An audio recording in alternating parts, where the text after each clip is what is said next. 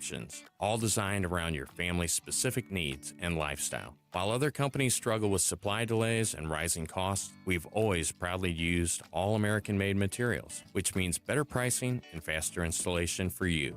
Our experienced craftsmen exemplify our motto, your satisfaction is our passion. From Warrenton to Wildwood, your neighbors trust us because we live here too, and we care about your project as much as you do. Right now is the golden time to build with flexible financing options and a commitment to completing your fence on time and on budget. Visit stlfenceworks.com. From the Michaels Flooring Outlet Weather Center.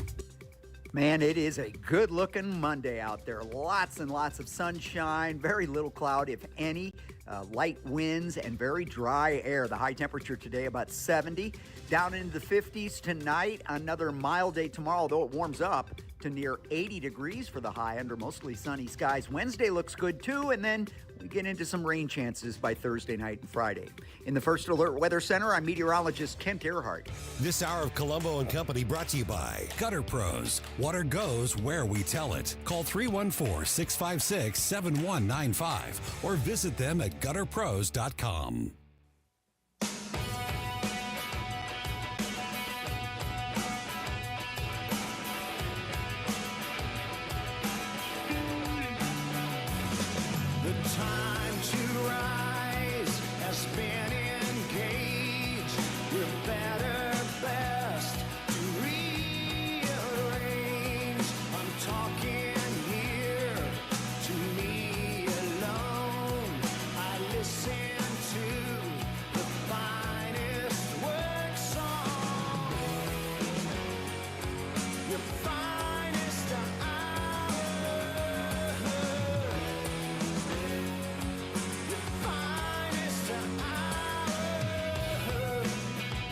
Hello and welcome to Monday afternoon, kicking off a brand new week here on Colombo and Company on 101.9 and 94.1 News Talk STL.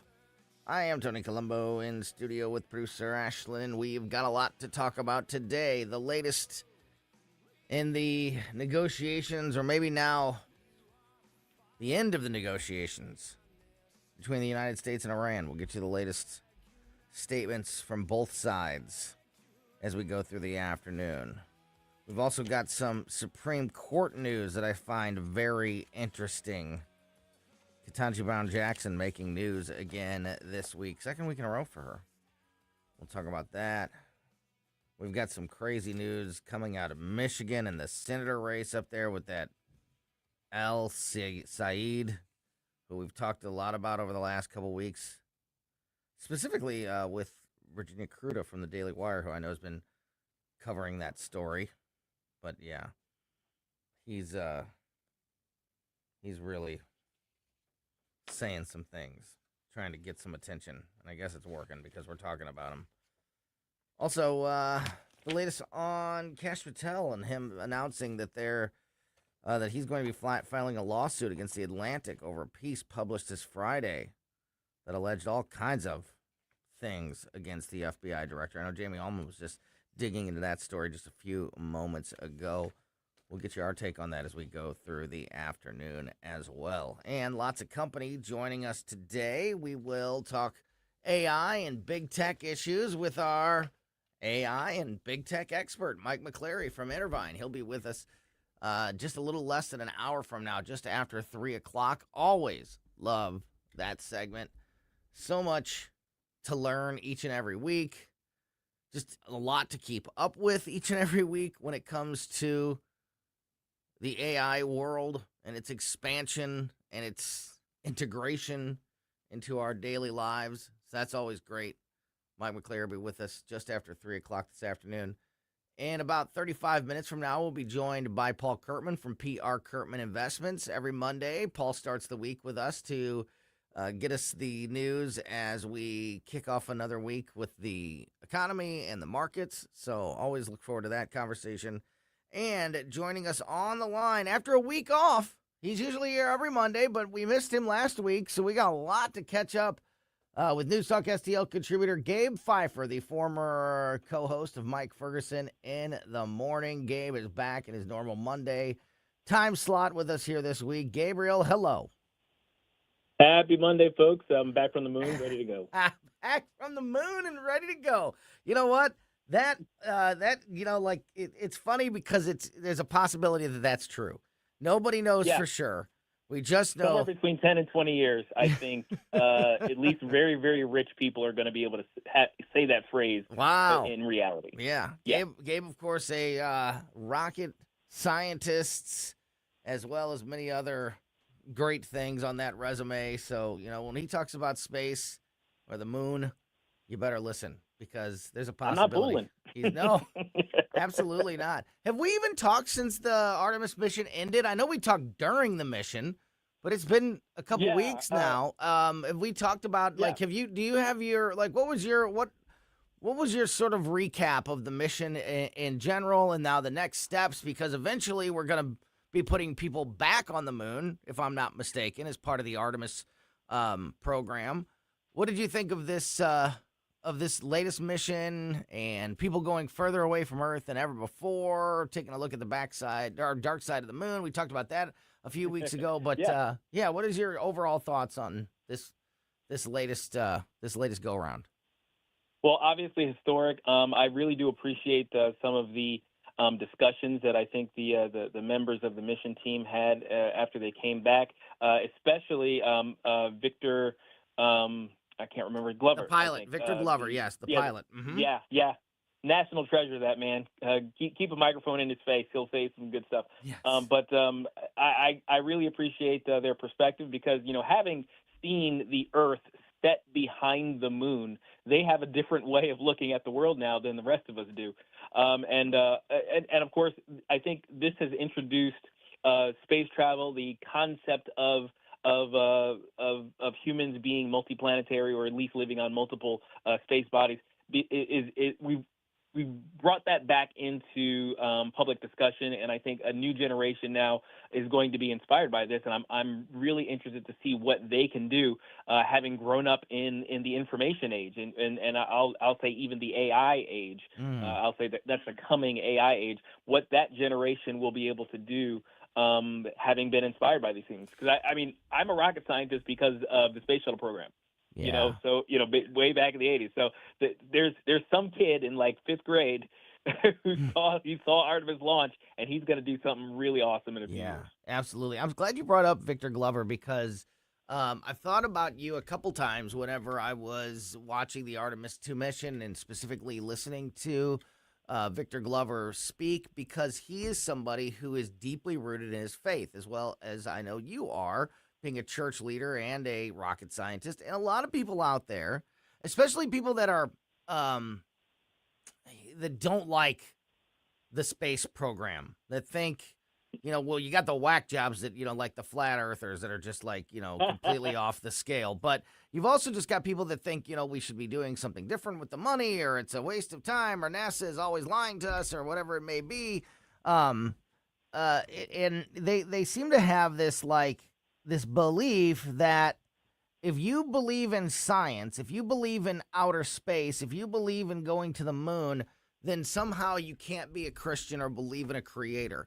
And Victor Glover is one of those people who has every step of the way, including during the Artemis mission, when they were on the dark side of the moon and when they were launching and, and when they returned, he gave all of the thanks to God. And he talked about how, this trip only deepened his faith. It didn't shake it in any way. I know I've asked you this before, but I think it's such an important conversation as we evolve as humans and we get more, involved in science and space travel and these things. And, this idea that science and religion cannot go hand in hand. You can't believe in the galaxy, and you can't believe in us being a little blue marble, floating through the vastness of space, and believe in a creator all at the same time. And yet folks like you and Victor Glover, who are a lot smarter than almost anybody else that's commenting on this, would say otherwise. Just expand on that a little bit. The new sort of atheism that kind of comes out of this belief in science, if you will, is a relatively recent invention of human society and Western culture. Because the thing is, the the giants on whose shoulders we're all standing scientifically, the ones who invented all of the various laws, or I should say they invented the language in which we discuss the laws that exist. They regarded science as basically a method, a methodology, an alternate theology. If you catch my drift, where theology is the idea of trying to understand God, from the biblical perspective, because God created the universe reflects aspects of who he is. One of those aspects being he is a God of order, and therefore we expect the universe to have order. So then the scientific inquiry is into how exactly did God order the universe to behave? And all of these things have come from that. I mean, that's how science was viewed back in the day. Those early scientists were all sponsored by churches and saints and monks and things like that. So I always default to a quote from let's see, I think it's Werner Heisenberg. He's the physicist known for the uncertainty principle. He's kind of like the granddaddy for quantum mechanics. And he once said, or at least it's attributed to him, he said, the first gulp from the glass of natural sciences will turn you into an atheist, but at the bottom of the glass, God is waiting for you. I love that. And I was just talking about this with somebody else recently on the show about, the Artemis mission and space in general and like the religious connection there. And it reminds me of, and I'll never forget this. I was watching or listening to a podcast. It was actually Joe Rogan's podcast, like 5 years ago when it was still really good. And and he had a scientist on, a physicist, who was talking about black holes and the Big Bang and, just all of this really deep stuff. And and religion and religious belief got brought up in the conversation. And I don't think the scientist that was being interviewed was a Christian or a believer in God. But he wasn't against it. He was, you know what I mean? He wasn't one of these people that he wasn't antagonist. Yeah, exactly. But he was not a believer. And he talked about how, and if I said his name or if I could remember his name, it would probably be one that you recognize because he's one of the more well-known people in that community. And he talked about how the first time he went to the smart person convention, like the first time that he was around you guys go to those, right? Smart people conventions. You've been there. Yeah. Around all of these, all of these scientists at his level, all of these people that are super advanced in, space exploration and physics and science in general. And he said that he thought that this was going to be a room full of atheists. And it wasn't. Surprise. Yeah, exactly. And he said it really made him question and kind of took him from being one of those more antagonistic atheists that kind of, brushed religion away into being somebody who's more of a agnostic, I think would be maybe a better word for it. In that he thought, I thought I had all these, all of my beliefs sort of figured out. And then I talked to these folks that are, just as educated in this stuff, and maybe even more so than I am, and they have this belief in a higher power.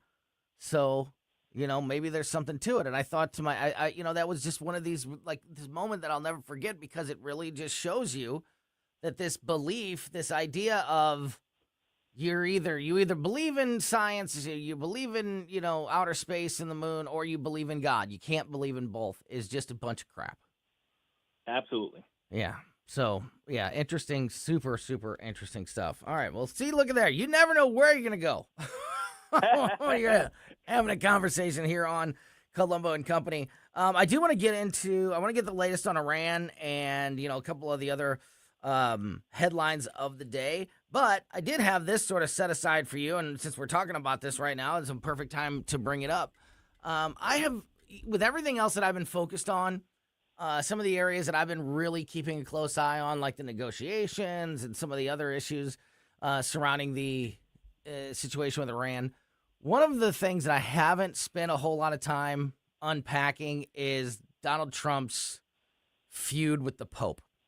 And I know you're not. Yeah. I know you're not Catholic, and I know you're not Right. Catholic, and I know, and I don't know that you've really dug into this much at all. But I did just want to ask you what you thought about the appropriateness or the impact of a world leader.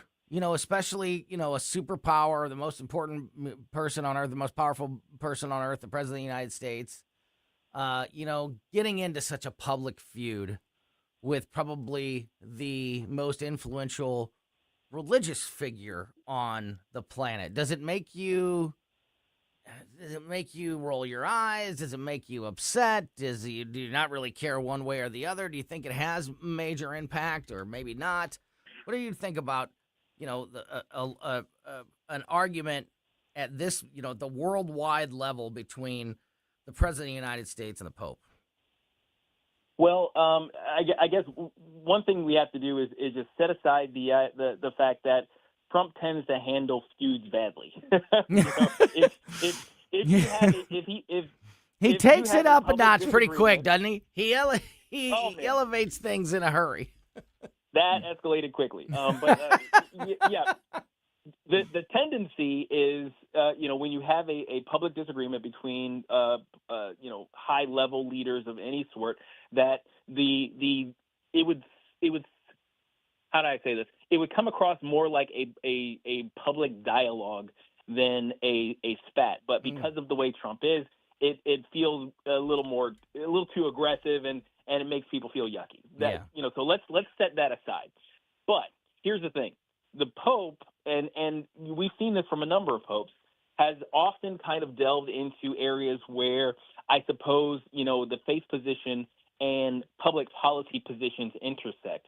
And that's where you get into, he's like, okay, well, Pope, you stepped a little bit past the religious discussions, and you're getting into political discussions. And me as a political leader, I can't simply brush off the fact that you did that. Now I have to talk about it. Mm-hmm. So I think that's perfectly valid for any leader to address when their policies are being questioned from another ostensibly political leader like the Pope. Stay in your lane, Pope. That's now, to be fair, okay, and let me keep mitigating sure. all of the discussion here. There are areas where public policy is an expression of collective moral truth, if you want to say that. We all agree stealing is wrong, so public policy says don't steal, right? So that's kind of you can't tell me that laws don't dictate or at least express morality, because that's what we're saying. We're saying stealing is wrong, morally so, and then we are expressing it with public policy. So there is a realm where religious, moral, concepts intersect with public policy, and it should be discussed in that language. It should be discussed from those standpoints. Do you think that a public spat with the Pope overall? Now, I know there's going to be people on both sides. Obviously, there's going to be people that are happy that the president is pushing back, and maybe like a piece of the Catholic or evangelical vote wants somebody to push back against the Pope, and some think it's totally inappropriate. But overall, in general, do you think it helps or hurts the president, or has no impact either way, when he gets into a public feud with somebody at the level of the Pope? At this point, I think 90% of people have their Trump position, and they're not going to change it. You know what I mean? So, yes, I do. Like, if you present the arguments like, hey, you're a Trump guy, what do you think about this? And it's like, yeah, well, I didn't like that. Is it going to change your vote? Is it going to change your stance? Is it going to change? Well, no, but you know what I mean? It's the same thing on the other side also. It's like, hey, you don't like Trump, right? Yeah, no, I hate that guy. What if he did this? It's like, well, it doesn't matter. I still hate him. So you know what I mean? Mm-hmm. So overall, I think this is kind of a nothing burger. It makes for interesting discussions though. So and I think, like I said, the public discussions about these intersections between religious morals and public policy, I think it still needs to be had. I just wish we had better people discussing it.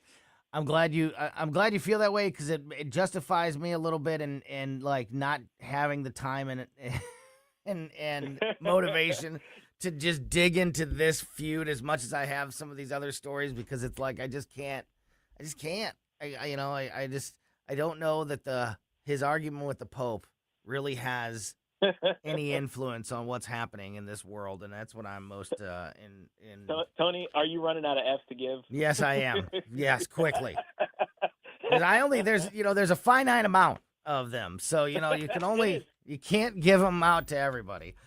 All right, we're talking to Gabe Phifer, News Talk STL contributor. He's going to stick around for another segment before we talk to Paul Curtman from PR Curtman Investments. As I mentioned, a lot going on with the situation with Iran. Apparently, the negotiation talks have come to an end, at least for now. And we've got another timeline, another clock that is ticking on whether or not there'll be another strong military action taken by the United States. So let's get you the latest and unpack all of that as much as we can here as we continue the conversation with Gabe Phifer next. Made in St. Louis for St. Louis. It's News Talk STL.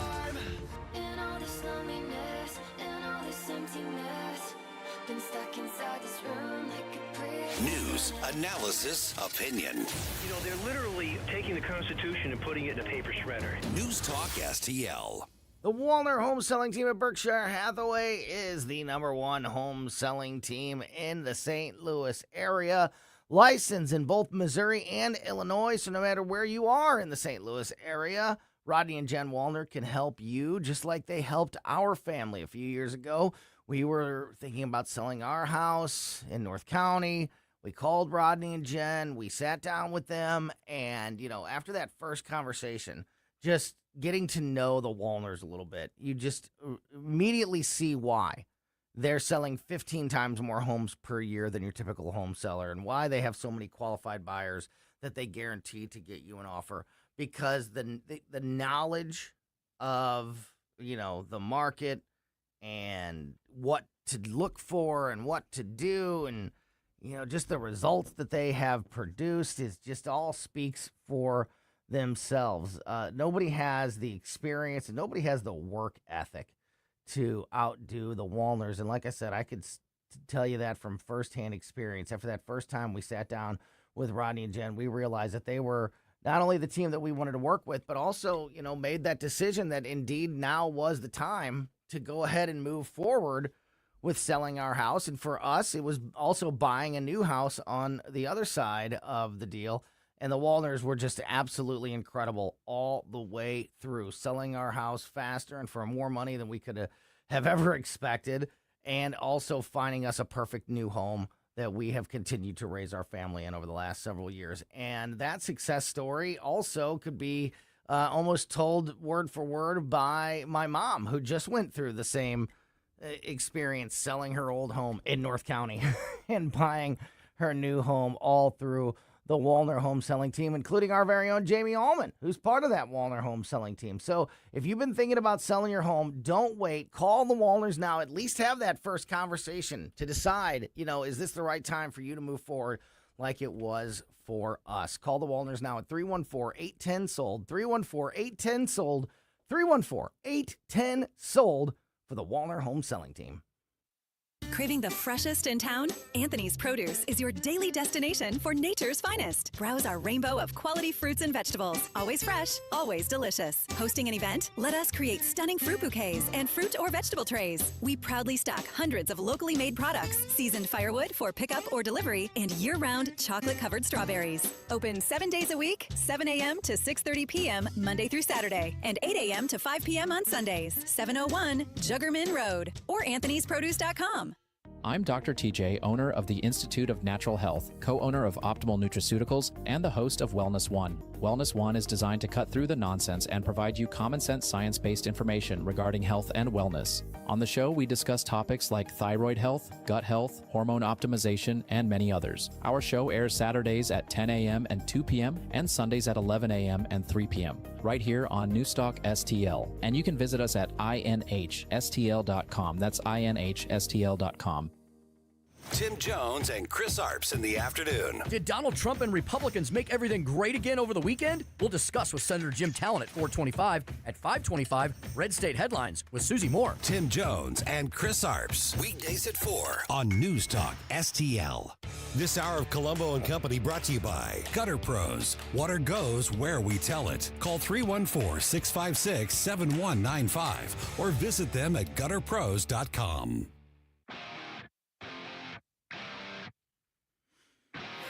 Welcome back to Colombo and Company on 119.94.1 News Talk STL. Just about a little more than 10 minutes from now, we'll talk to Paul Curtman from PR Curtman Investments. But right now, we continue the conversation with Gabe Phifer, former co-host of Mike Ferguson in the Morning News Talk STL contributor. Gabe, we went into the weekend with an announcement from the president saying that he thought that negotiations could be over with. We could have a more finalized peace agreement and ceasefire with Iran going into the weekend. But as we start the new week, is exactly the opposite. The Iranian president today declaring Iran will not submit, cites deep historical mistrust of the United States.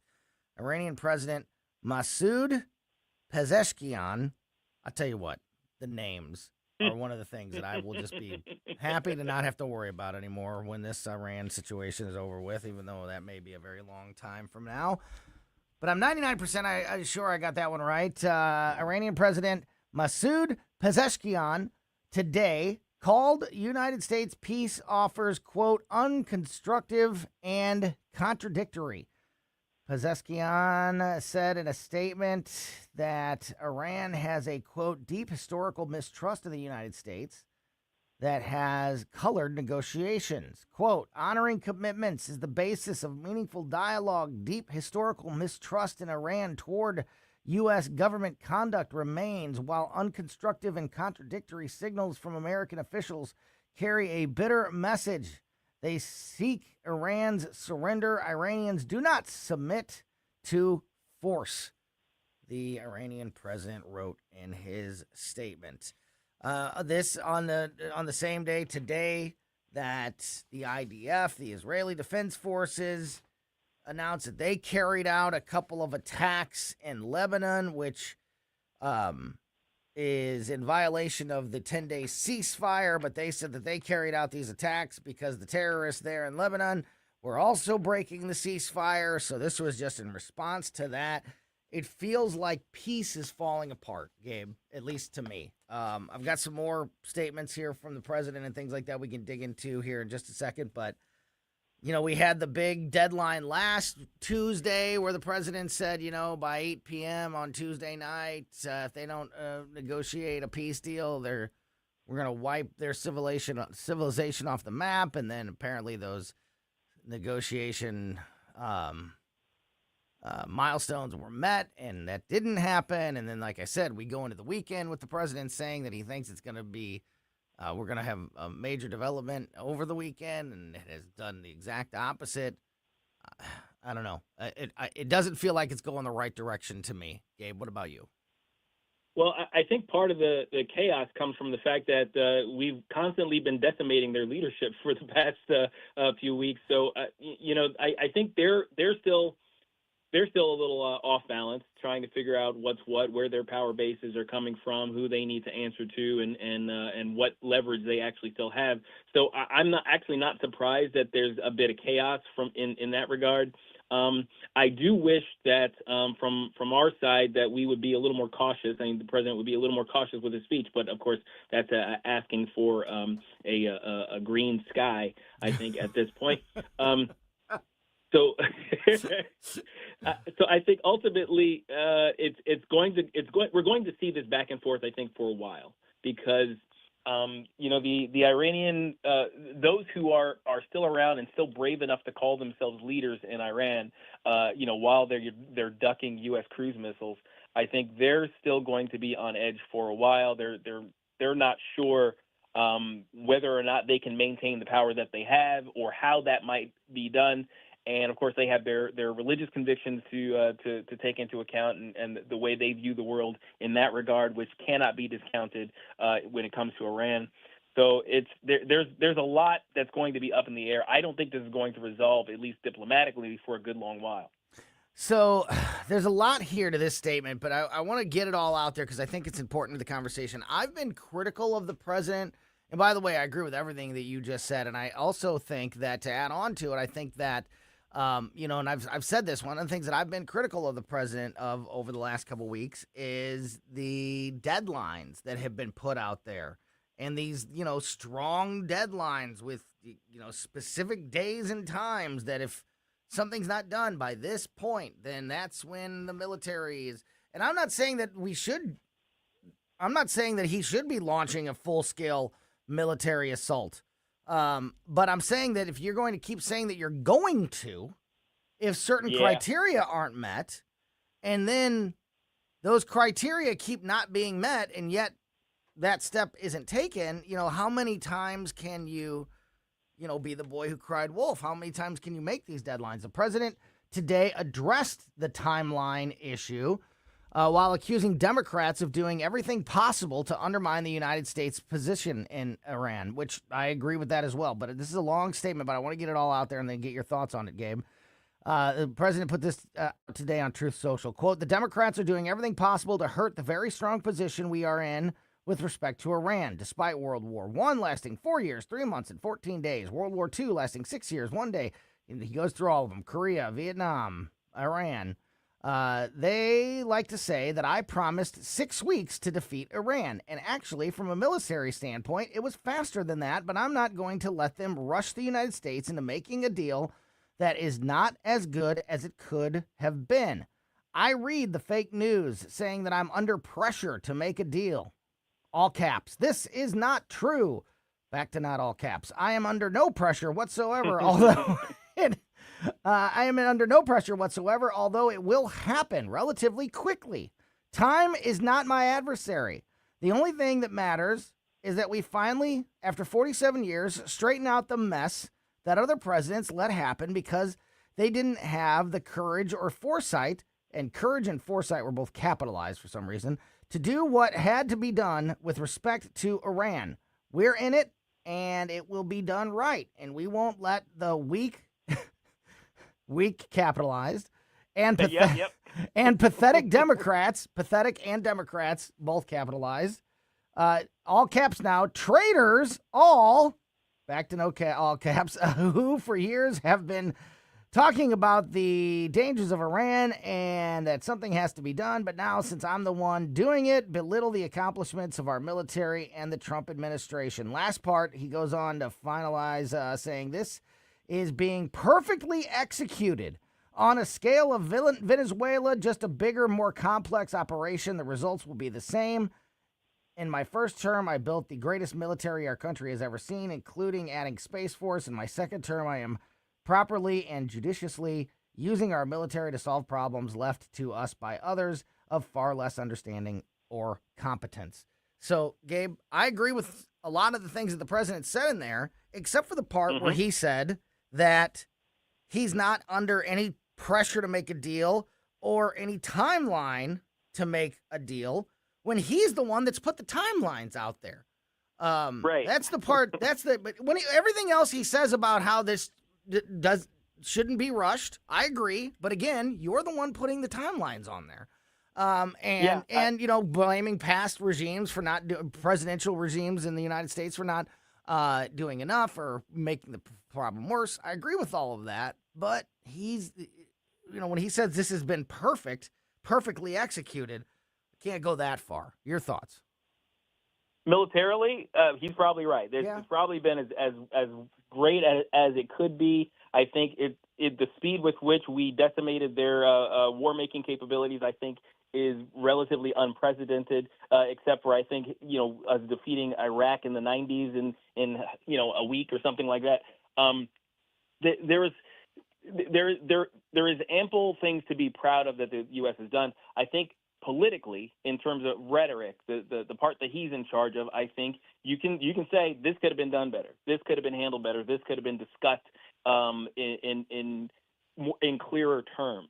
I think back in the day, we rightly held Obama responsible for his declarations about the red lines being crossed and him never doing anything once the red lines are crossed. So in the same way, when Trump says, well, this is going to happen, or this is the timeline, or you better or else, and the or else never comes, even though they didn't do the better, we have to call them out on those things. Yep. If we're going to be consistent. Yeah, and apparently, speaking of timelines, there's another one in place for tomorrow night, Tuesday evening, and he has addressed that, saying that if there's not a peace deal reached by Tuesday evening, this was an interview with PBS today.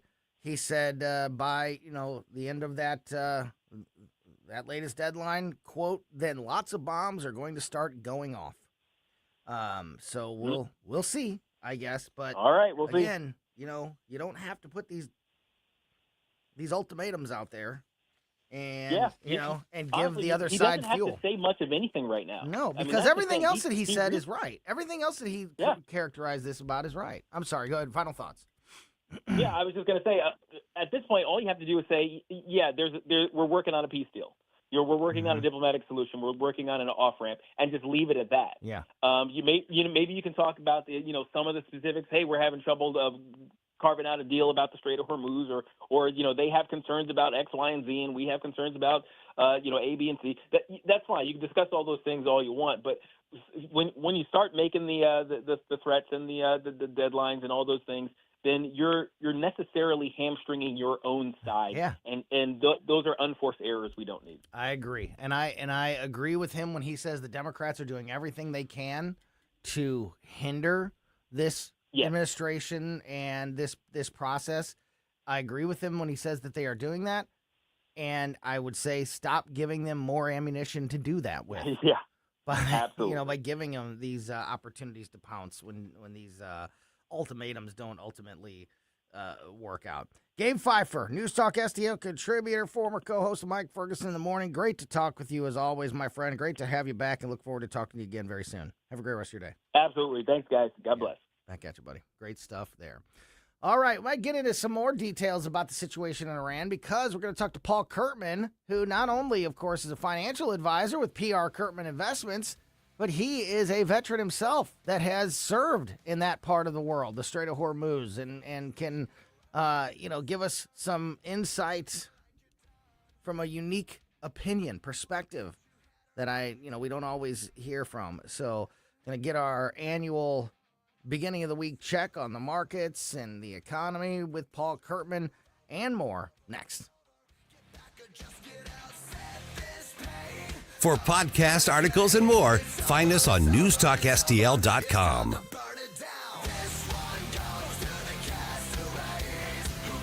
This is what's happening. The Save America Act, and it's exactly that. It should only be looked at through the prism of how does this benefit American people? 101.9 and 94.1. Number one for conservative talk. News Talk STL.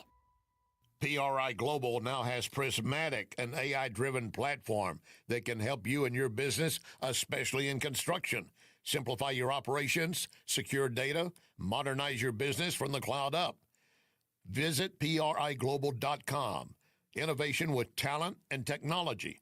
People, process, platform. PRI Global delivers all three. Check them out. PRIGlobal.com. PRIGlobal.com.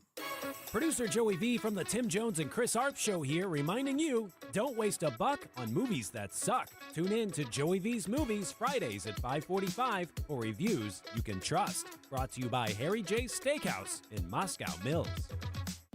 Paul Curtman's Financial Update is brought to you by PR Curtman Investments, providing customized strategic guidance to help you build and protect your wealth. Learn more at prcurtman.com.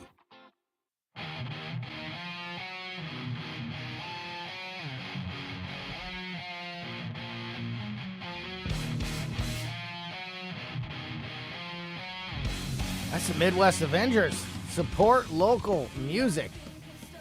And welcome back to Colombo Company on 101.9, 94.1 News Talk STL. Great conversation with Gabe Phifer, News Talk STL contributor, former co-host Mike Ferguson this morning there in that last segment. We now continue the conversation with Paul Curtman from PR Curtman Investments. Every Monday we kick off the week with a check on the economy and the markets with Paul, and there's a lot to talk about this week, not only with the economy and the markets, but everything happening across this country and world. So, Paul, really appreciate your time as always, and just take it away. How are we looking as we start another week?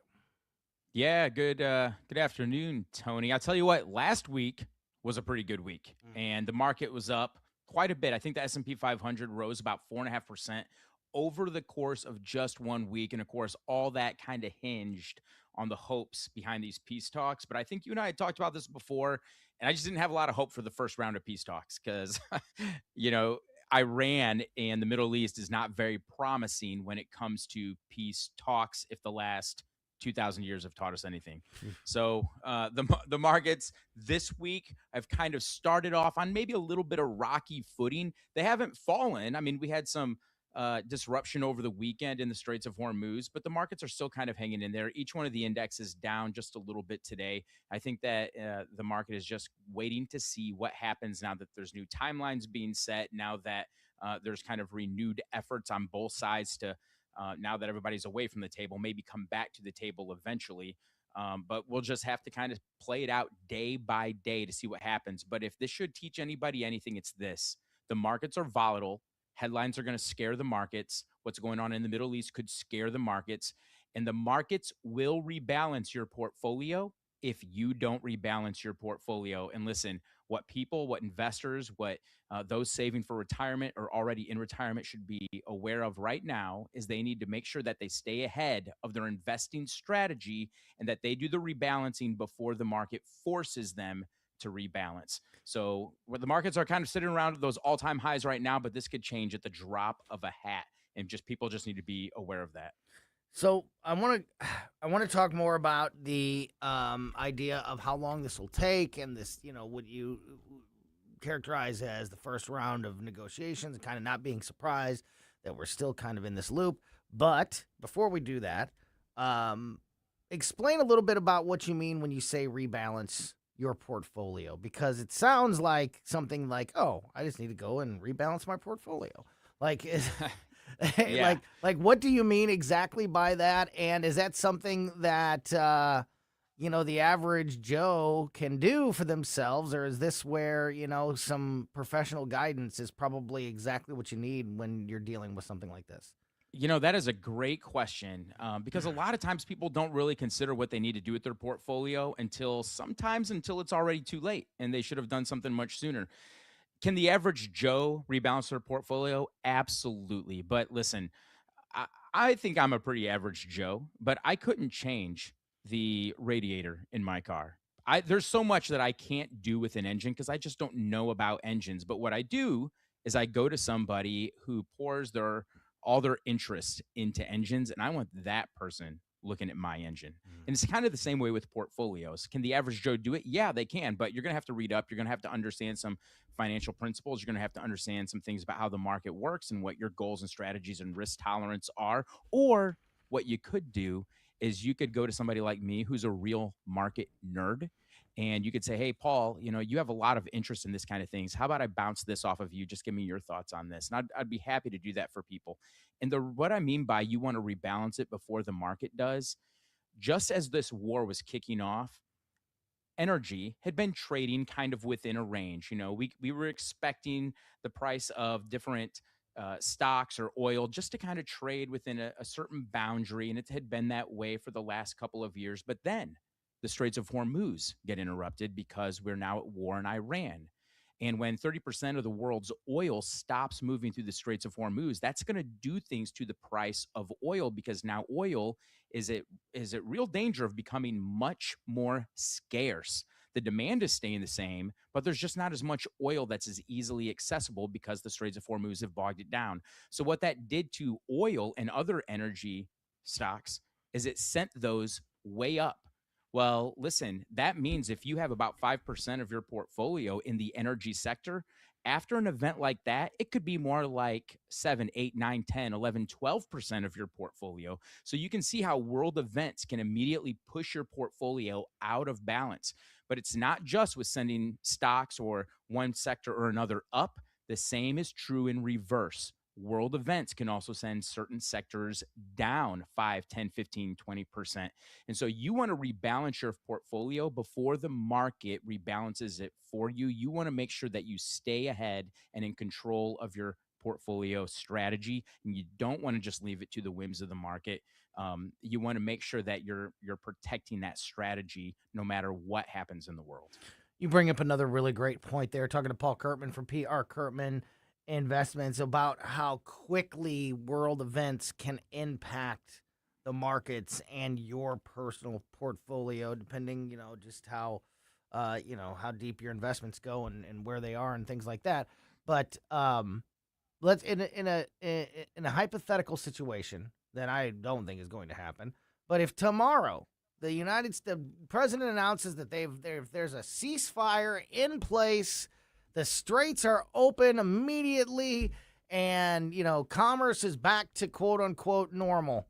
Do the markets react immediately? Is everything fixed and rebalanced, with the snap of a finger, or is there more to it than that?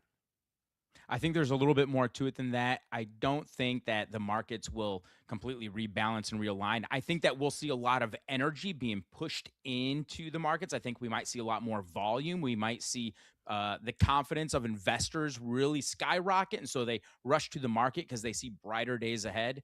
But there will be different things that it takes a while for them to recover. There are some investments, some companies, for whatever reason, the market might bring them down, and they might not recover with the same amount of energy that helped to bring them down. So things may not rebalance exactly the same way as they were before, but would we see a lot of energy? Would we see a lot of optimism in the market? Yeah, I think we absolutely would. I think what happened last week is a perfect testament to that. When we saw that there was going to be peace talks between the U.S. and Iran, when we saw that the U.S. was going to blockade the Iranian blockade to keep the straits open, that was really exciting for the markets. And so I think that if we saw Iran raise the white flag of surrender and they come to the table and all the U.S. terms are met, I do think that could be a really, really positive thing for the markets. So I need to ask you to maybe half and half now. Half financial advisor Paul Curtman, half military veteran Paul Curtman. As we get into this next part of the conversation, you mentioned a moment ago that you thought that that your sort of gut feeling was that this round of negotiations, wouldn't be finalized and we wouldn't be at the end of the road. We talked. I don't know if you heard any of the conversation that we had with Gabe Phifer right before you, but I was talking a lot about the way that the president has handled this with ultimatums and deadlines. I agree with almost everything the president has done when it comes to actions. I think his military actions have been great. I think the blockade was a great idea. I think the way that he's handled the negotiations have been pretty well done. The part that I have a problem with is that we have over and over again, including going into the weekend on Friday when he said that he thought negotiations would be over in the next 1 or 2 days. Last week, of course, the very famous, Tuesday at 8 p.m. Eastern time, 8 p.m. Eastern time, the deadline for a ceasefire to be in place, or, the military was going to wipe Iran's civilization off the map, literally his words. And, these various deadlines and ultimatums, as they continue to pass and not happen, doesn't mean that progress isn't happening, doesn't mean the negotiations aren't going the way that they should, but I think it gives the Democrats and the president's opponents a lot of firepower to use against him, to say, to call him weak and to call him indecisive and to say that he's not getting the job done, and also maybe makes him look less threatening on the world stage, because it's like, well, he keeps saying that he's going to do something and he's not. And the reason I think this is super important is not only has that, I think, impacted things to this point, but here we're there again. As I mentioned with Gabe, there was an interview over the weekend with PBS News, and the president was asked what will happen if the deadline, the newest deadline, which is tomorrow, this Tuesday evening, without a peace deal being in place. And the president responded, quote, "Then lots of bombs will start going off." On the status of peace talks in Pakistan, Trump said simply, quote, I don't know about where how far they have progressed. And then today, of course, we get the announcement from the Iranian president that he said that they cut off negotiations for now because he felt disrespected by the United States. And the president said in this PBS interview that was recently released today, quote, I mean, they're supposed to be there. We agreed to be there, although they say we didn't, but no, it was set up, and we will see whether or not it's there. If they're there or not, that's fine too. Talking about them being at the negotiations, the Iranian people being at the negotiations in Pakistan. So, if we get past another ultimatum and deadline tomorrow without anything happening, again, I'm not saying that might be, it might not be the wrong thing behind the scenes and with the negotiations, but publicly, and especially for the firepower, the political firepower it gives Trump's opponents, I could just see that being a big problem. I hope that all made sense. Paul, your thoughts? Yeah, my fear is that President Trump is beginning to get muddled a little bit in the politics of the war.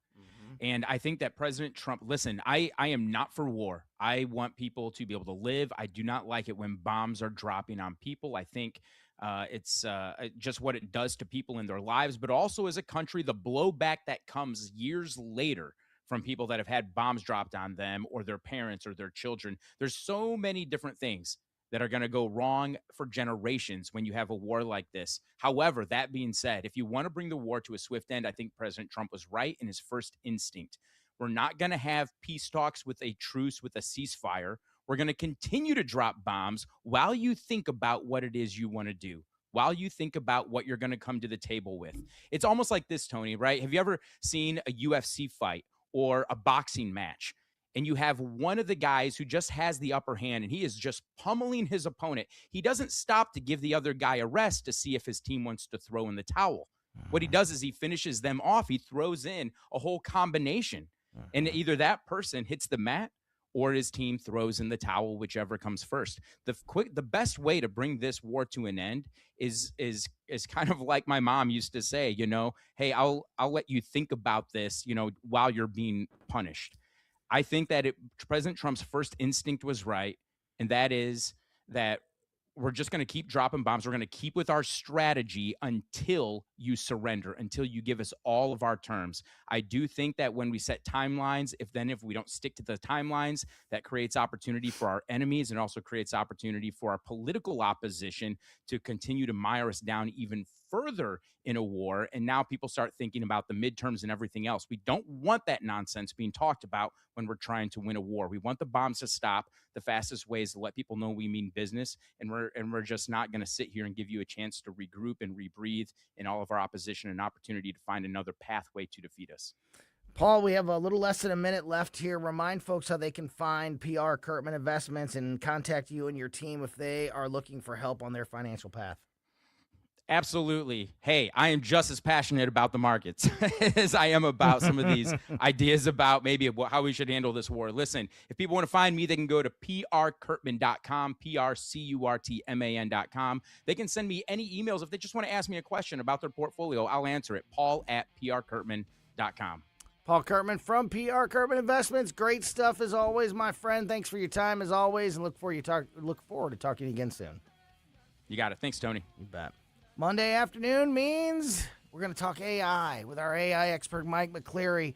And perfect timing, just as I look at the television and see a Chinese robot breaking records in a half marathon. What else are we going to talk about next? What if Missouri eliminated its income tax entirely? Find out how at the Road to Zero Income Tax Town Hall. Hosted by News Talk STL's own Mike Ferguson. Joined by Senator Nick Schroer and Representative Ben Keithley. Come ready with your questions and get the facts on the plan to phase out Missouri's income tax for good. Thursday, April 30th at the Lodge de Pere. Presented by AFP Missouri and Mo Tax Relief Now. RSVP today at afpmissouri.com. That's afpmissouri.com. Hey, it's Vic Porcelli, and my favorite sandwich from Capriati's is the Wagyu beef French dip. So good. It's the au jus that makes it. And the Wagyu beef is pretty good, too. I love Capriati's, and you will, too. On Manchester at McKnight in Rock Hill. Rhino Shield is engineered to outlast paint, formulated to outsmart the elements. Rain or shine, sleet or snow, mold or mildew. Our home exterior coatings intelligently designed to stand up to Mother Nature. Call 877-25-RHINO or 877-25rhino.com. Ever feel like just a number in a waiting room? Hi, I'm Shannon Tribune, Director of Operations with Body of Health Direct Primary Care. Navigating the medical system can be a maze of stress. I'm your personal guide at Body of Health. I handle the messy parts of medical care, the logistics and complex coordination, both in and outside our walls, so you and Dr. Tobler, that's my dad, can focus on what matters most, your health. At Body of Health, you're not just a patient, you're part of the family, because that's healthcare the way it ought to be. To learn more, schedule a discovery call at bodyofhealth.com. There is no room in America for this kind of conduct. All of a sudden, they care about free speech? No. They care about dependency and control. Free speech is alive and well in America right here. She will devour the real truth like it was a light snack. The agenda that the far left is pushing is not working for us. And I'm talking about everybody who look like me. 101.9 and 94.1. Fight for our freedom. This is News Talk STL. KLGY HD3 Clayton, K270BW Bellefonte, KNBS Bowling Green. This is News Talk STL at 101.9, 94.1, and always streaming at newstalkstl.com. Breaking news at Town Hall. I'm Bob Agnew in Washington. President Trump giving mixed messages today on the path ahead for the U.S. and Iran. In a series of media interviews and social media posts today, the president insisted he is in no rush to end the war, but also expressing confidence that peace talks with Tehran may resume soon. Meanwhile, there are some international headlines on the day concerning new developments. The U.S. Navy's seizure of an Iranian-flagged cargo ship has cast doubt on President Donald Trump's announcement of upcoming talks with Iran over the ceasefire. Trump had said U.S. negotiators would head to Pakistan on Monday. Iran's foreign ministry states it has no plans to attend at this point. Meanwhile, the head of Iran's forensic medicine organization says the war's death toll is now at least 3,375 people. More than 60 nations are sending representatives to Brussels to discuss stability, security and long-term peace with Israel, the West Bank and Gaza. I'm Charles de Ledesma. Officials and relatives say a man killed 8 children, including 7 of his own, and shot 2 women in Shreveport, Louisiana. What we can tell you is this is a domestic disturbance here in the 300 block of West 79th Street. That is police spokesperson Christopher Bordenton. Virginians head to the polls tomorrow in an unusual April referendum in which a single-state ballot question on redistricting could have nationwide implications. Here's a report from Anne-Marie Morgan. The question asks if state lawmakers may draw new congressional districts this year to, quote, restore fairness. But it does not explain that the yes vote would change Virginia's districts from 6 Democrats and 5 Republicans to 10 Democrats and only 1 Republican for the next 3 federal elections. Flipping that many seats would also help Democrats take the U.S. House in November. Anne-Marie Morgan reporting. More at townhall.com. The following is a real-life story from Trinity Debt Management. I had a lot of credit card debt, and it stressed me out. But what I thought was a solution turned out to be a problem. I kept hearing ads about debt settlement that seemed too good to be true. And actually, it was. When I called, they told me to stop paying my bills. That didn't sound right to me at all, so I hung up. Later, I found out that debt settlement is bad, real bad. Then I learned that there is a right way to pay off your credit cards. It's called a debt management program from the great team at Trinity. Trinity had a plan. In the end, I paid off my bills, I saved thousands, and I even improved my credit score. If credit card debt has you down, call Trinity at 1-800-990-6976. My name is Heather. Please forget debt settlement and remember Trinity Debt Management. 1-800-990-6976. From the Michaels Flooring Outlet Weather Center. Man, it is a good-looking Monday out there. Lots and lots of sunshine, very little cloud, if any, light winds, and very dry air. The high temperature today about 70. Down into the 50s tonight. Another mild day tomorrow, although it warms up. to near 80 degrees for the high under mostly sunny skies. Wednesday looks good too, and then we get into some rain chances by Thursday night and Friday. In the First Alert Weather Center, I'm meteorologist Kent Earhart. This hour of News Talk STL brought to you by Chris Cooper and Serenity Wealth Management. Business owners, download your free playbook for financial clarity at serenitywealthbiz.com. That's serenitywealthbiz.com. Fox News commentary with Craig Gutfeld. Next. I'm alpine skier Michaela Schifrin. I've won the most World Cup ski races in history. But what does success mean to me? Success means discipline. It's teamwork. It's the drive and passion inside of us, and it's why Stifel is one of the fastest growing global wealth management firms in the country. If you're looking for success, surround yourself with the people who will get you there. If you're an advisor or investor, choose Stifel, where success meets success. Stifel Nicholas and Company Incorporated. Member SIPC and NYSE. Past performance is no indication of future results. Investing involves risk. Consult a financial advisor before making any investment decisions. Here's Greg Gutfeld. So far, 76,000 Canadians have chosen euthanasia as a prescription. And it ain't just old people or people with terminal illnesses, which is why we got to keep paying attention. What happens up there happens here. Marxism and socialism are still alive and well, but they take on different names and shapes. For every Castro that croaks abroad, a Zoran shows up here. This is why you can't let your issues with Trump prevent you from voting in 2026. The reason why Zoran won in New York is because 8 million people stayed home. So if you decide to do the same in 2026, you're handing power over to the people who've only gotten worse. See, woke isn't dead. It just finds a new disguise, and it slipped further into the system, which makes it a lot harder to spot. But the only thing more dangerous than a bad idea is the kind that learns how to hide. For more commentary like this, go to foxnewspodcast.com. All the information I need on the drive to work. Mike Ferguson in the morning. I keep it on throughout the day, whether it's local, national, or something big that's happening overseas. News, analysis, and opinion. St. Louis is #1 for conservative talk. News Talk STL.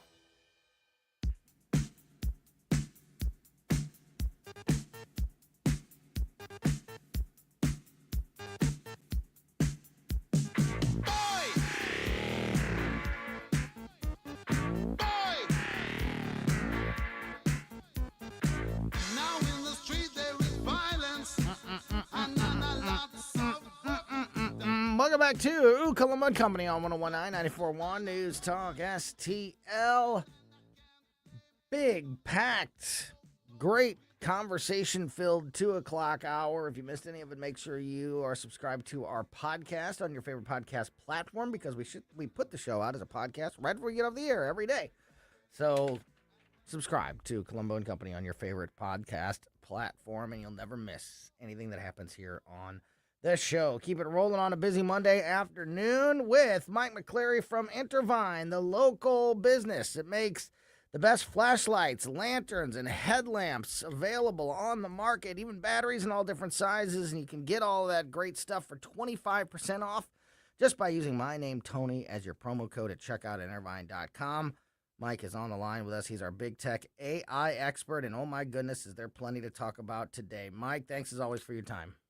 Hey, yo. Good to see you guys. So it was literally during, I guess it was technically right before the show, but I was in the studio already when I saw the headlines and the pictures, and now I've even seen a little bit of the video of the AI robot running the half marathon. Have you seen this? Have you seen this yet? I have not seen that yet. It is amazing. A humanoid robot that won a half marathon race for robots. So it was all robots running this half marathon race in Beijing, China yesterday. The guy who won, the robot who won, the thing that won, ran faster than the human world record, which I don't know if that's, duh. Yeah. Okay. I guess it's impressive that a robot could run 13 miles, whatever a half marathon is, 13.1 miles or something like that. That run that the whole time and, stay upright and do all those kind of things. I guess that's impressive. But the fact that they're better than humans, come on, it's a robot. Anyway, yeah. The winner was from Honor, a Chinese smartphone maker, completed the 13-mile race in 50 minutes and 26 seconds. The human record, by the way, is 57 minutes, around 57 minutes, according to this article. I don't know what I wouldn't have known, but he completed the race in 50 minutes and 26 seconds, according to a WeChat post by the Beijing Economic Technological Development Area, also known as Beijing E-Town, where the race kicked off. The videos are they're pretty amazing. Seeing this, I'm looking at them right now. Have you seen the ones where they're carrying them off on stretchers? No. I've seen pictures of them on the ground. I've seen pictures of them like down. I've seen pictures of like some of them that fell and they're laying on the ground. But no, I didn't see any. Yeah, there's one where they're carrying it off on a stretcher and people look concerned. That's hilarious. But yeah, it kind of looks like a dude. You know, they have like legs and arms and a head. It's not like this weird, you know, just like, you know, they could look like anything. You know what I mean? They don't have to look human to be able to run or move forward or whatever. But yeah, these robots look a lot like humans. And I guess they didn't all make it across the finish line, or certainly all make it in, you know, the time that this guy did. No. But yeah. What do you think about this? I mean, this is definitely another big step, correct? Yeah, absolutely. I mean, like you said, to me, the biggest thing isn't so much the speed, because let's face it, they should go faster than us. Right. I hope they do. But I guess the power, I mean, that's always been an issue for, you know, enough battery power to have something like a robot operate, you know, at full pace for close to an hour. That's a pretty big deal. Also, balance. We've seen issues where they, you know, kind of struggle staying upright sometimes. So I guess this is a pretty big deal. I'll tell you what kind of, I don't know, bothers me. Yeah, it bothers me a little bit. Do you remember we had a few weeks ago where Melania, the first lady, had a robot come up and kind of like speak a little bit at the White House for I think a fundraiser or something like that. It kind of stood up there and talked and was interesting, right? And that's kind of like what we're working on here. But if you've ever seen, and this race was in China, if you've ever seen how the Chinese are progressing with robots, it's scary. Like we have ones where like we're happy that they're standing up and talking. They have 20 robots doing kung fu moves right on stage and looks just like out of a movie. Like they are really far ahead of us when it comes to the capabilities of robots, and that does scare me. Iron Fist King? Iron Fist King. Yeah. Oh yeah. Never forget. He's gotten better. Oh my goodness. Never forget the Iron Fist King. No. If you do, it's at your own peril. I'm looking at this, and actually I'll put a picture up. I just took a picture with my phone because I'm real technologically advanced like that. For people that are watching on the cameras, if you want to get a look at this guy running, that look okay? Can people see that, Ashlyn? Nice. So there you go. There's this guy. There's the robot running the marathon. You could see that it's like a guy with arms and legs. When you watch the videos, you know what it looks like to me when you watch the videos? It looks like the speed walkers. You ever seen a speed walker? Yeah. The way that they shuffle their hips and they got to keep, you know, one foot on the ground at all times. And the way that their like little legs just go really fast. That's kind of what the running robot reminds me of when you watch the video. But also to your point, so apparently this was the picture that I just had up, if you saw all those people in the background, that wasn't the crowd watching, that was the people running the race. So there was like the track was split into two. So like half the track was for robots and the other half was for the people. And I did see just now, as I was looking at some of these pictures and videos, the one robot that was getting carried out on the stretcher, it didn't even make it a step. It went it literally stepped across the finish line or the starting line and fell down. And because it's a robot, it's still trying to go. Like its arms and legs are still going. And because he's on the ground now, every time he moves, he's like slamming his own hands and legs into the ground, and he's like shattering pieces off of himself as he's laying there. And then his people come running with the stretcher and all of that. And yeah, the humanity. That's kind of freaky, isn't it? Right. I wouldn't want to go near that thing. No kidding. Like the Iron Fist King trying to attack people. Do you think that these are the kind of stories, though, Mike, that when people see this, does it help?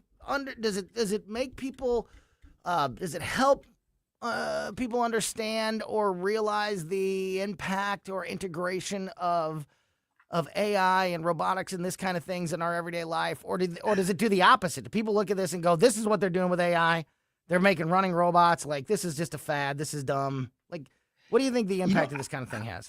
I don't think showing this does anything positive at all. Yeah. Because if you're someone who's like really stoked about the robots coming, this doesn't do that for me. Right? Like you and I said, like we're both very underwhelmed that they beat a person because they should. They're robots, right?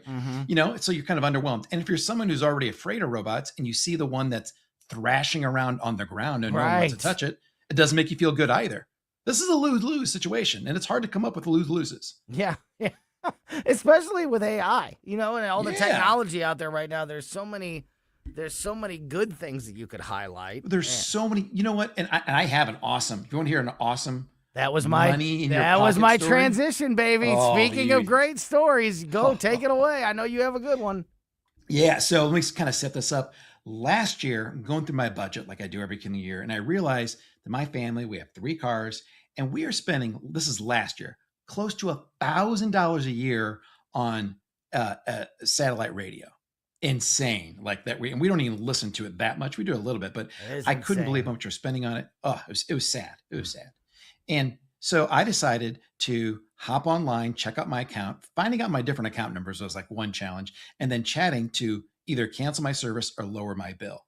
And after an hour and a half, and I'm not even joking, just an hour and a half, I was able to finally, after chatting with one very nice agent, able to lower our bill to a special promotional rate for last year that got it down to like $8 a month for each car or something like that. It came out to be like, I don't know, like $280 a year or something like that. So huge savings last year, right? It was awesome. Big win last year, but I also wasted an hour and a half of my time. Very frustrating, trying to chat back and forth to get this all taken care of. This year, over the weekend, I got a letter in the mail saying, hey, your Sirius XM satellite radio is renewing in a few weeks here. And here's your details. I'm like, uh-oh, I only had like a 1-year deal, right? So I got to look at this. And I look at it and it's going right back up. I'm going from $8 a month, $7.99 a month to $26 a month, which is like a 3.5%, a 3.5 times increase, right? I'm going to be back up to like over $900 a year for radio that we don't use all the time. And so I'm both joyful and a little stressed. I'm joyful because I kind of know how to negotiate with these people and I think I can get my rates down again. But I'm also stressed because I'm busy. It's Monday. I only got an hour and a half. Ain't got no time for that. Ain't got no time for that. And I decided, you know what? Let's try this out. So I use Claude. You know, we talked about Anthropic company kind of in war with the White House right now. They're meeting today, which is a good thing. But they make Claude, which is very similar to Gemini, ChatGPT. And it has a Chrome extension, a little button you can hit. And if you want to, it can actually browse the internet for you and do things, not just browse, but do things for you. Like it can chat. And I was wondering, well, can it chat with a customer service rep on my behalf so I don't have to and try to negotiate a lower rate for me? And I'll tell you what, it was freaking awesome. I just gave it the details. I said, here's my account number. Here's the backstory. I was paying a lot last year. They lowered it, which is great, but they're jacking me back up. I want you to get on. I want you to use your negotiating skills to either get me down to close to that low rate or just cancel my service. And I don't want to deal with people like, hey, before you cancel, how about this deal? How about this? How about this? Like either get me to the same rate or cancel it. So I gave it those instructions. I logged on to my SiriusXM account and pulled up the chat thing. It got on within 5 minutes. It had not only gotten me back to the deal that I had last year, it got me a lower deal than I had last year. Freaking awesome. And I did nothing, absolutely nothing, which I'm really good at. So it used the chat feature on, yes. I was going to say, how did it communicate? It can't call. It used the chat feature. Do you have to give it any type of permission to, like, how does something chat when they can't type on a keyboard? I mean, I'm not trying to be really no. ignorant here, question. But like, you know, like how does it take control of the chat feature? You have to give it permission. Like it has different, this is a little, if you've ever seen like when using Google Chrome, that's the browser I use. Me too. You can install little things that are called extensions. Like companies make them available. Like Gemini has one. Gemini has something very similar. It can't type for you though. Claude can actually take action. It can click on your screen, it can scroll around and type, and you have to give it permission. It's not going to do this wildly. And it is like, and you have to download and extend. Like you can't just. Yeah. It's not built into Gemini or Claude I'm sorry. Well, Google it is Chrome. built into. It's not built into Chrome or. Yeah, not built into Chrome. Claude. It's Claude. Yeah, Claude, you have to like say, hey, do you want to try their? If you're already using Claude, which is just like Gemini and ChatGPT, they have a free. It's totally free because you're already paying for the service. Chrome extension. You download it. It's a little button on your browser. You click it, and I actually put some screenshots on X if anyone wants to check that out. And it then, if you give it permission, you have to explicitly give it permission to like do things on your behalf. And you can tell it. I actually told it, if you have any questions, if it needs anything sensitive, like, I don't know, my account number, my phone number, just ask me and I'll give you those things. It didn't, because I was already logged into my Sirius account. It was able to type back and forth. And here's the thing. The first part of the negotiating it did was with another AI bot, because they start off on the Sirius site. You're talking to an AI bot. But as soon as you start saying, oh, I'm going to cancel my account, the then AI bot kind of freaks out. Yeah. Oh, yeah. He's like, oh, well, don't worry, Mr. McClary. I can take care of you. Let me get Ariel on the line right now. Then go ahead. Yeah. Then it just took right over. It didn't even reach out to me. It just kind of like waited, said, sure, and waited. And it just chatted with a real person for about 5 minutes. And they came back with a deal. It confirmed the deal with the person. And then it messaged me, said, hey, good news. Here's the deal. We did it. We did it. Yeah. It was awesome. Did it identify, or maybe you don't even know, like, I don't know if you go back and read the chat logs. Watching. Yeah. So did it identify itself as like being an AI agent working on your behalf, or did it just, It did not. And I told it not to. Yeah. Okay. So you told it not to. Yeah. Gotcha. Yeah. Not that there's anything wrong with that. I just wonder if it's, like, I just wonder how it would go about doing that. If it would automatically identify itself, or since you just gave it the directive to negotiate on your behalf, that if it just did that. I was curious too. That's amazing. And it didn't do that. I actually said, like, I'm giving you full permission, act as if you're me. Yeah. And it didn't question it. Yeah. I thought it might question it. Yeah, man, that's incredible. $717 it saved me in 5 minutes. You know what? Also, though, I gotta just tell you this: if you have a phone, you have a radio, and you don't need to pay for radio in any way. Just oh my gosh, just have apps and things like that. Just put that out there. Just putting that out there. But that story is incredible. I had one. That's not nearly as cool of a story now, especially it didn't save me any money. But I had one last night. I had a moment. My daughter had a shirt that she had to wear to school today, a specific shirt that she had to wear to school today for cheerleading, and it had gotten a stain on it. And I'm the stain wizard at our house, and I really have pulled off some miracles. But this one was a bad one. It had already been washed and dried, and this stain had already, was kind of in there. And so I was panicking a little bit, and it was like 10:45, 10:50 last night. So it's pretty late last night. And I'm thinking it was a white shirt, so I'm thinking like maybe if I had some bleach or something like that, but I didn't have any at home, and I didn't know where to go or what to do. I pulled up, I grabbed my phone, I go to Gemini, and I just asked what stores near me are even open right now. And it gives me some stores, and then I give it a little bit more. Like I need like laundry detergent or bleach or stain remover, and found a Walgreens, not our regular Walgreens. It's the closest one to me, but another one that wasn't too much further away that was open until 11, and I got there at about 10:55. I'm sure they loved me. Yeah, but it was like one of those things where it's like, and normally I would have like picked up my phone and I would have like thought of the, Schnucks or Walgreens or CVS or one of the stores close to me and like, is this Walgreens open? Is this Schnucks on, open? And I would have started searching around to see if I could find a store. But instead I just asked, hey, what are the stores near me that are open? Any store near me that's open. Get a little bit of a list. Then I expand, then I continue the conversation a little bit as I'm as I'm moving, like I'm not pausing to do, I'm already moving, getting in the truck and like things like that, and problem solved. You might have missed the time that they closed. Had you like just done a normal search, because right, it still takes or given up 15-20 minutes. Right? Yeah, or just given up and like looked at like the, like the Schnucks near me and the Walgreens, our closest Walgreens, and thought, everything's closed. I'm not going to, it's too late to get anything done. But like instead you saved because, the day. Yeah, but I had and I really did too, because the same came out and it was perfect. Everything worked out great. So yeah, but like just using the AI chatbot as a tool to solve problems in real time in your life, like, it helped me last night, helped you in a big way to save literally hundreds of dollars. I mean, that's what else do you need? And time. Yeah. What else do you need for proof of how powerful these systems are? And, trust me, I will always identify the negatives. I'll always identify the Terminator, end of the world scenarios. I don't act like, everything's all rosy and, toothpaste commercial, but you got to identify also the good things and the tools and the way these systems can really enhance your life. And I think that these were just two small real world examples of how that works.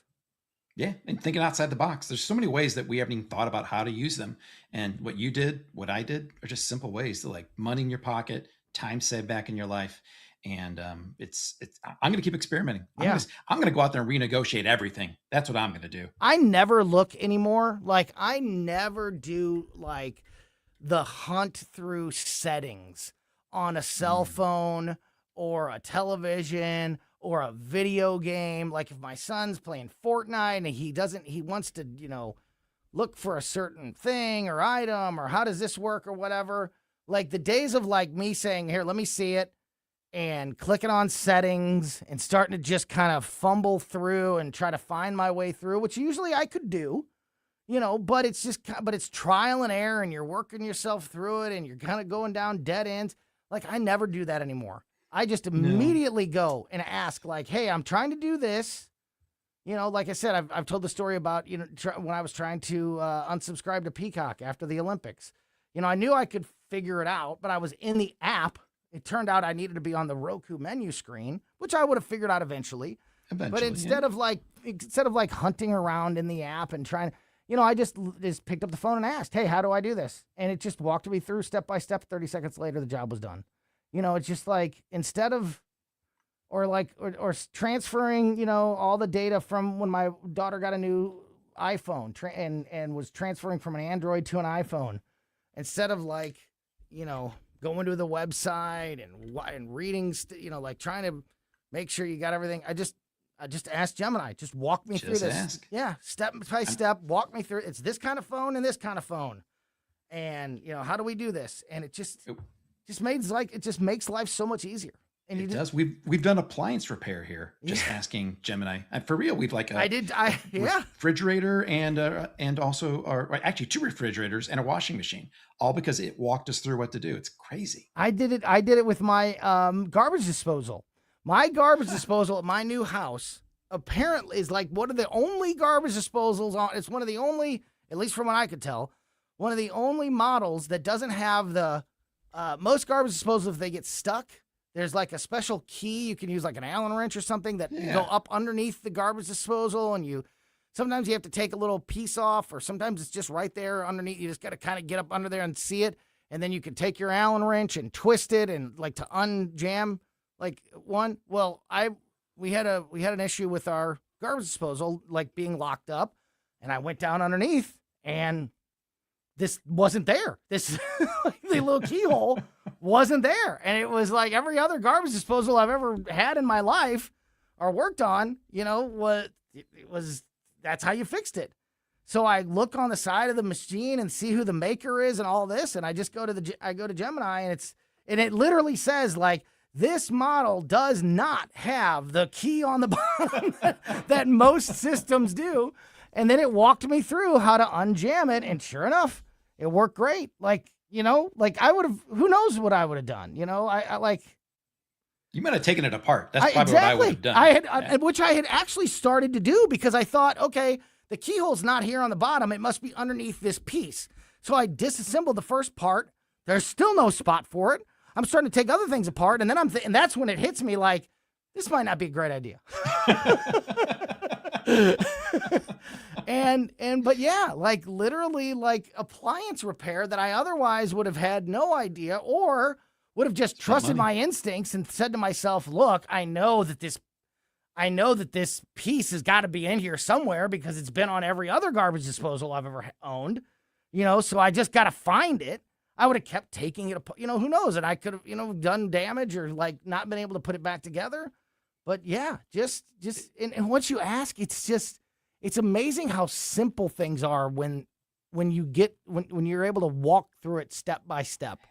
That's a very good way of saying it too, because it's not that, repairing things is incredibly complicated. It's just not knowing, right? We're just ignorant because we've never done it before, but that's why repairmen who've done it, they can walk through with their eyes closed sometimes. So once these things are pretty easy to do. They're not going to make them so complex you can never open it up and never do anything. But if you don't know, you don't know. And I just I don't know if you did this or not, but I just take pictures now because my eyes aren't as good as they used to be. I can't read all those model and serial numbers. I just take a picture, say, this is my appliance. Tell me how I fix this thing. And it does the research and it kind of walks me through everything. Yeah, absolutely. It's pretty amazing how it could do that. And the idea that it could act on your behalf and one of those chat, because I actually don't mind those chat box. My wife is like a little distrusting of that. Like you need to get somebody on the phone. Like, I don't know what you're doing with this chat thing. Like, but I don't think anything's going to really come of that. I don't like the phone personally. I don't either because with the chat, you could be doing other things. You could kind of be moving around. You don't, you're not, I don't know. There's not. You're right. You can copy and paste. Yeah. You think there's no language barrier. There's no X. Like what I mean. Like sometimes you get on with a customer service agent that doesn't. It's not English first language speaker, and then you can't. But when you're typing and you're reading, it's and you have an exact transcript of what was said and done in case there's problems down the line. So I like that. I like that approach anyway. And then to be able to have somebody or something act on your behalf. And it's funny also because you mentioned that when you did this last year, that it took an hour and a half of your life. Like you pulled it off and it was great. Yeah. That you beat the system to a certain extent, and got them to lower the price.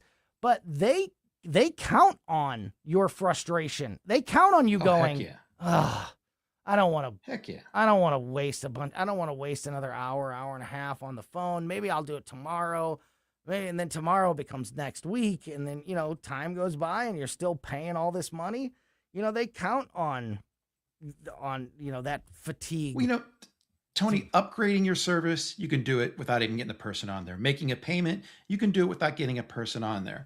But if you want to do anything that's going to lower what you're paying to them, that's when they put the friction in place, slow it down. Oh, here's a wait to get that person. You can't do that automatically. You gotta wait to get a person. And then you have to talk to a person and discuss with the person and listen to the options with the person, which I know why they're doing it. We're all in business. We know they're doing it, like you said, to put that friction in place to save them money in hopes that you'll either get frustrated or you'll give in to the person you're chatting with and take whatever offer they give to you. One last thing, Mike. We're talking to Mike McClary from Intervine, our big tech AI expert.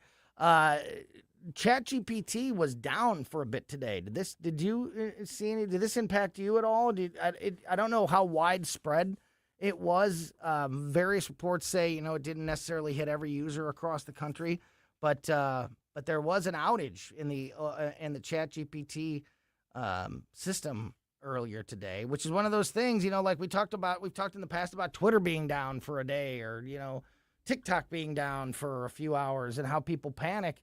Another issue that I don't think we've come across this in the AI world yet until today, which kind of is another layer of the story. What if these things go down for any amount of time? It wasn't down completely for everyone. Right. It was the way it kind of worked. It was like it was degraded service, which meant for some people it was down. It didn't affect us, what we're doing here, but it definitely, you can see you can go and see their up and down logs today. And today, definitely throughout the past 24 hours, they've had a lot of yellow, which means that some people were not getting the answers.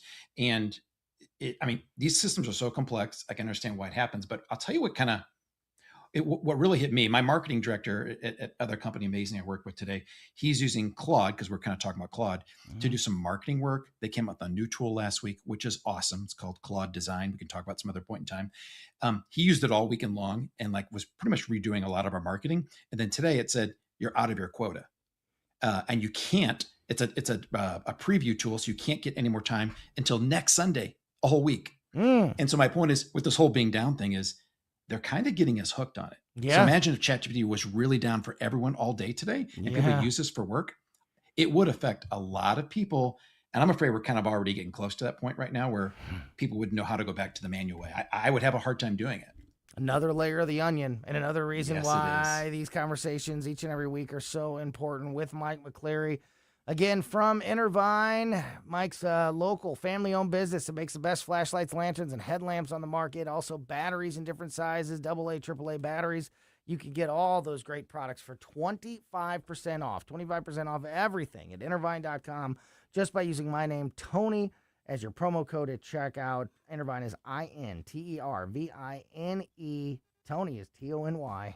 Use Tony as your promo code at checkout at Intervine.com. for 25% off everything. Mike, always appreciate your time, my friend. Great talking with you. Talk to you real soon. Talk to you soon. Awesome stuff there. Mike McClary from Intervine.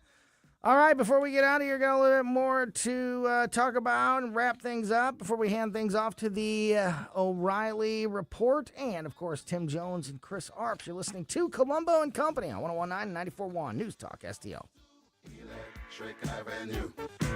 Follow Tony Colombo on Twitter at Tony Colombo Talk.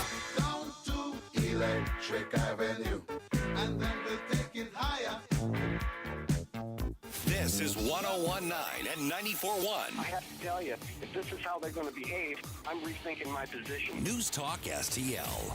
Weber Chevrolet is your place to go if you are thinking about buying a new vehicle. Weber Chevrolet has been in the St. Louis area for nearly 125 years. Just an incredible stat, and you don't stick around in the same community for 125 years if you are not doing something right for your customers, and that is what sets Weber apart from the rest. Their customer service, their service department ratings, reputation scores, customer service rankings. They are number one with a bullet month after month, year after year of all the dealerships in the Midwest. That is why so many families trust Weber Chevrolet generation after generation for the vehicles in their home. Nobody's going to give you a better price on a new vehicle. Nobody's going to give you more on your trade-in, and nobody is going to take care of you and that vehicle as much as the team at Weber Chevrolet. Check out what's happening at all three area Weber dealerships. You've got Creve Coeur in Missouri and Columbia and Granite City in Illinois. Check out what's happening at all three of those dealerships just by going to WeberChevrolet.com. Remember when food tasted like home? When breakfast was made from scratch and dessert was worth saving room for? At Shorty's Diner, we're serving up down-home breakfasts, lunches, and desserts just like Mom used to make. Fresh, from scratch, every single day. Step back in time with us, where the booths are cozy, Elvis is always in the building, and every plate feels like a hug. On Lackland and Westport, or online at shortysdiners.com. Shorty's Diner. It's not fancy. It's not fat-free. It's just the way it used to be. This is Larry Connor's commentary on News Talk STL. Why do so many in the world want to come to America? Well, they recognize the freedoms, the opportunities they would have. If you live in what Trump called S-holes, you would want a better place for yourself and your family. So don't hate those who want the American standard of living. Have compassion. Dear, but by the grace of God. The issue is, while we're a nation of immigrants, we're also a nation of laws. Now, that's pretty much a direct quote from Obama, Bill, and Hillary Clinton, even Chuck Schumer. Entering our country illegally is breaking a law, but many of those coming are not just looking to improve their lives, but destroy others, leaving raped, tortured, and dead behind.